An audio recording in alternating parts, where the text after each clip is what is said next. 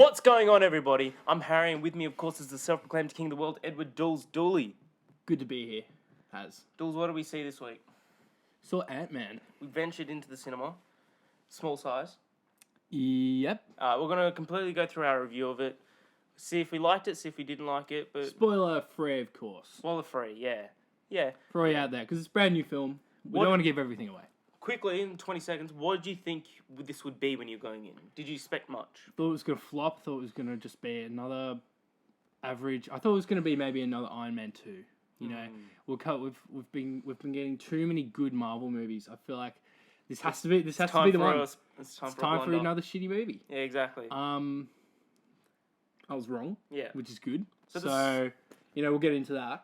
So the story follows Scott Lang. He's a Robin Hood style burglar. How he takes from the rich and gives to the poor. That's why he was in prison at the beginning of the story, because he was working for I can't remember a particular type. It was a company that was laundering heaps of money from their customers. So he took that money and gave it back to the customers. Yeah. And it follows him, and he gets out of prison, and he goes into another. He does another small style job to help pay for child support for his daughter, and he's a good guy at heart. And that job is stealing from Hank Pym, who was the original Ant-Man, and in the comics he created Ultron. Whoa. And one of the founders of Avengers. Whoa. And big deal. Yeah, in the movie, what he doesn't know is that Pym's been watching him, and then inevitably enlists him to become the Ant-Man, and shenanigans is important job. Clearly. We won't say any more than that. Like, the whole villain intercross, I liked it, but I didn't really like the actual villain that much. Like, this is the one thing with Marvel. I think that's the job of a villain. Yeah, Harry. No, like, this is the... What? I think he did a pretty good... I liked it. So it was Corey Stoll, who we've seen in House of Cards, and I'm sure some other stuff, but House of Cards is really the only thing that matters. I thought he was good. Oh, he definitely came off as creepy and pretty, like, scary to an extent. But he wasn't a standout villain. Like, in 2 years, you won't remember him. Just like you do remember Malekith and Ronan. Like, I could argue that he might have been a bit more he was better, captivating. But, like, he's not going to be a Loki. He's not going to be an Ultron. Okay. Well, yeah. And he's not going to be you'd hope not, because they're going up against a whole ensemble of heroes. Exactly. When it's a 1v1, then, there's more of a... different dynamic. Yeah. That's the only thing I didn't love about this movie, because everything else I loved it. It was more of about his rivalry with Hank than his rivalry with Scott. Yeah, there wasn't really a rivalry. He was more jealous of Scott because like Hank took him in rather than believing in there you Cross go. himself. But I thought the cast was absolutely perfectly cast. Like, I think Michael Douglas is probably the best part of the film. Yeah. He was good. Oh no, Paul Rudd. There was heaps of reports coming out, like on other reviews, saying that Paul Rudd was horribly miscast, but that was like couldn't be more wrong. Like, I think he was absolutely. I don't know who's saying that. Paul Rudd did a pretty good job. He was awesome. He played Paul Rudd, and he was just perfect. It was like Paul Rudd. Nothing wrong with that. Yeah, exactly. Nothing wrong. But the director, like, this was where we kind of got a bit worried when this movie was coming out, because the director used to be Edgar Wright, and he was like almost finished the movie. He was essentially writing as well. Yeah, he wrote it.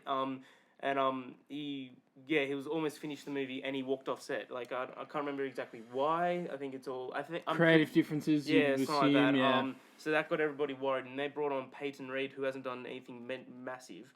But that isn't really like a point against Peyton Reed, because remember, James Gunn out of Guardians of the Galaxy hadn't done that much beforehand. He'd done like the Dawn of the Dead remake, and he did Slither.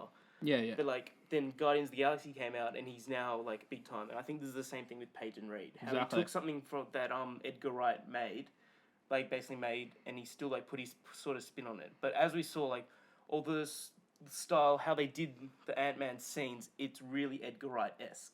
So we'll probably see Peyton Reed return. Yes, that's what I'm excited for. Yes. Because, But I liked how they actually credited Edgar Wright at the end, in the credits. I thought that was... I think, obviously, there was still enough of his kind of direction and writing in there that they still had to credit him. Yeah. I wanted to assume he left pretty late during the process, so... Yeah. Probably after filming was done. Yeah, exactly. But anyway. But, I just want to talk about Michael Penner in particular. I think many parts he stole the show. He was very funny. One thing, like, Marvel films obviously have that unique guy, characteristic in them, and that is a lot of comedy, a lot of good dialogue, and that was in there. Yeah, he was hilarious. There was a lot of it. The last thing I want to talk about, a couple last things. The actual look of when he transformed into the size of an insect. I thought that was brilliant. How the camera just focused on him and made everything else blurry, and how the sound was diluted, because it really shows just how like big the world is when you're that small. I just love the look of it. It just looked good. That was one of the main things I was worried about this movie. How it's just like, how are they gonna make this look cool? And they really succeeded. I really liked it.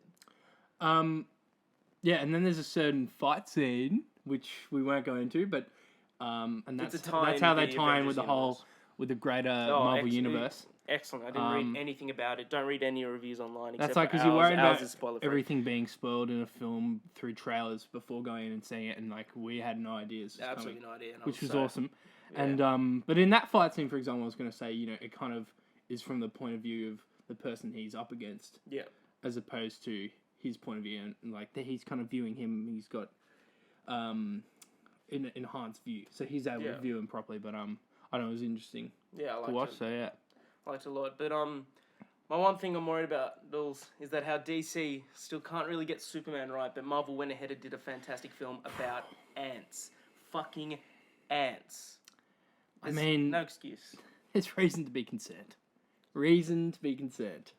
What did you think about Antman? Leave your comments below. Subscribe. waywardreview.com for a review. But until next time, we're going back to the candy bar. And I'll be at the bar.